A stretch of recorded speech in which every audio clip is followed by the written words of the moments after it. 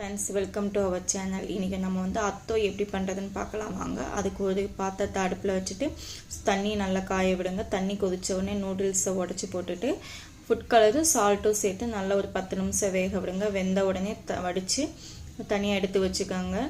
அதுக்கப்புறம் ஒரு கடாய் அடுப்பில் வச்சுட்டு வெங்காயம் நல்லா வதக்கி எடுத்து வச்சுக்கோங்க. பொன்னிறமாக கலர் மாற வரைக்கும் வெங்காயத்தை வதக்கணும். அது கூடயே பூண்டையும் சேர்த்து வதக்குங்க. பூண்டையும் வதக்கி அதையும் தனியாக எடுத்து வச்சுக்கோங்க.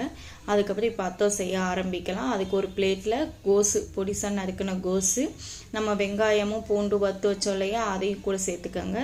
அந்த ஆயில் தான் இதில் மெயின். அந்த ஆயிலையும் கூட ஊற்றி நல்லா பிணைஞ்சிடுங்க. அது கூட தட்டை உடச்ச கடலை இருக்குல்ல, அதையும் பொடி பண்ணி போடுங்க. 1/2 லெமனு, கொஞ்சம் புளி தண்ணி ஊற்றி கொஞ்சம் சால்ட்டு போட்டு நல்லா பிணைஞ்சிக்கோங்க.